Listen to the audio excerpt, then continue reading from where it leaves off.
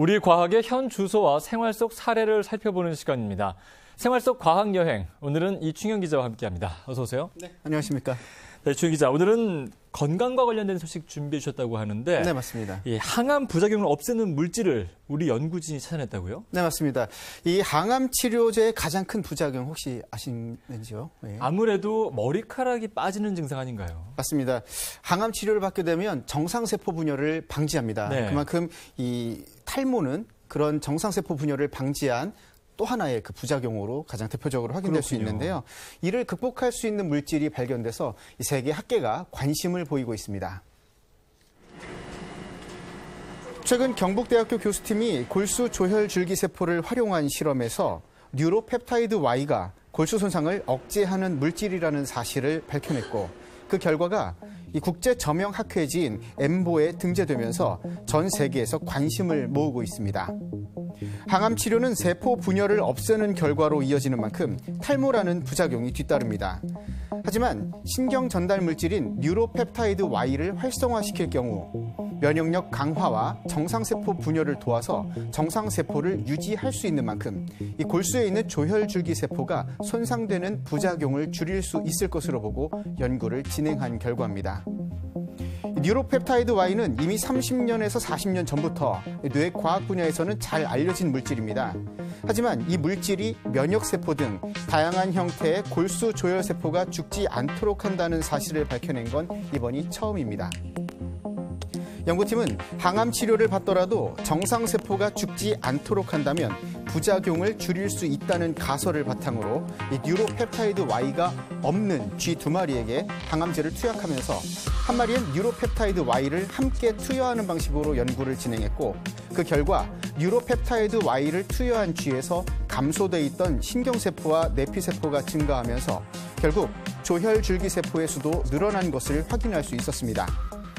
뇌와 골수 그리고 혈액의 순환 작용을 통합 연구해온 덕에 이런 기능을 찾을 수 있었다고 연구 성과를 이끌어낸 경북대학교 배재성 교수는 말합니다.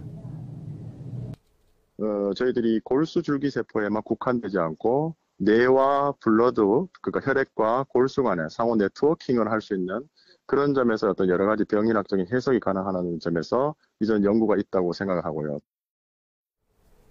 네, 이 배 교수팀은 펩타이드 성분을 약제로 개발하는 것 자체가 좀 어렵다고 판단하고 있는데요. 네. 그래서 두 가지 방법으로 후속 연구를 진행하고 있습니다. 하나는 이 펩타이드 Y를 대신할 약제로 개발하는 방법. 예. 또 한 가지는 몸 자체적으로 이 뉴로펩타이드 Y 같은 성분이 활성화될 수 있도록 자극하는 방법. 이 두 가지를 연구하고 있습니다. 네, 항암 치료를 받고 계신 분들에게 굉장한 희소식이 아닌가라는 그렇습니다. 생각이 듭니다. 네. 자, 계속해서 살펴보겠습니다. 두 번째는 생체 자기 신호 측정 기술이라고 하는데, 네네. 용어가 좀 어렵군요. 그렇죠. 뇌와 관련된 이야기라고요? 네, 맞습니다. 지금 뭐 한마디로 말씀을 드리자면 우리 몸에는 네. 이 자기장이 흐르고 있죠. 네. 이 자기장의 이 이상 증상을 바로 표현하는 그래프를 통해서 어느 부위에 뇌가 작용을 하는지를 좀 알아낼 수 있는 그런 방식으로 진행이 되는 건데, 예.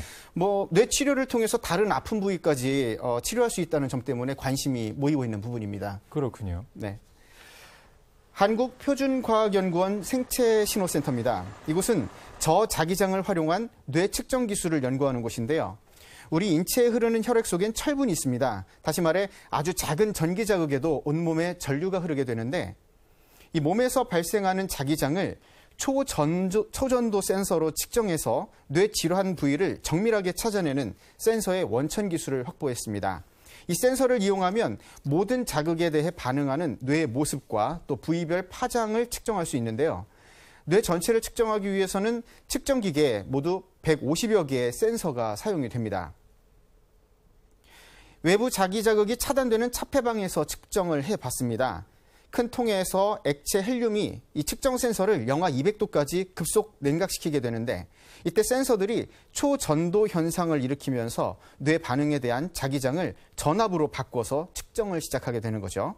스키드라고 하는 이 센서들, 소리나 향기, 또 시각이나 촉각 등 자극을 받은 뇌가 반응을 보이는 순간까지를 초당 2440회 정도로 나눠서 파장의 높낮이와 길이 등을 좌표 형식으로 측정을 하는데요. 어느 부위에서 자극 반응이 먼저 일어났는지 정밀하게 측정할 수 있게 된 겁니다.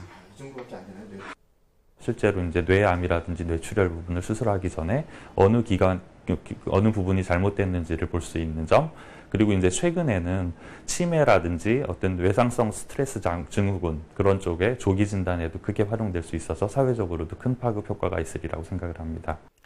네, 아직까지는 국내 2곳에만 이 측정 장치가 보급되어 있는 상황이고요. 이 화면에서 보셨던 네모난 측정 장치, 우리가 일명 스퀴드라고 얘기를 하는데 예. 이 장치는 초전도 현상이 일어났을 때만 자기장을 전기적 장치로 판단해서 이 측정이 가능한 도구입니다.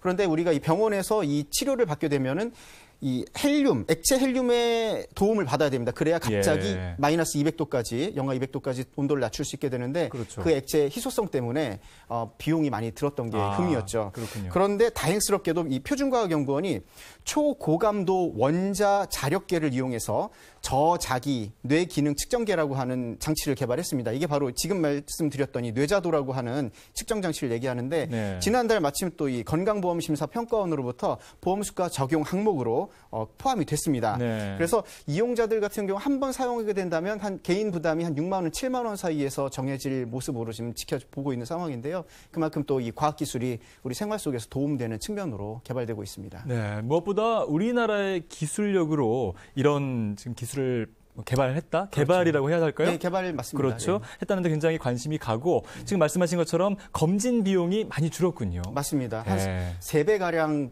줄이는 효과를 봤거든요. 그렇군요. 외국에 독일에서 핀란드에서 만들어 놓은 기계가 있는데 한 30억 원 정도 한다고 합니다. 네. 근데 이 생산비가 우리나라에서 만든 게 한 10억 원 정도로 가능하다고 하니까요. 예. 그만큼 실효성이 있지 않을까 싶습니다. 그렇군요. 앞으로 많이 기대해 보겠습니다. 이춘영 기자 오늘 수고 많았습니다.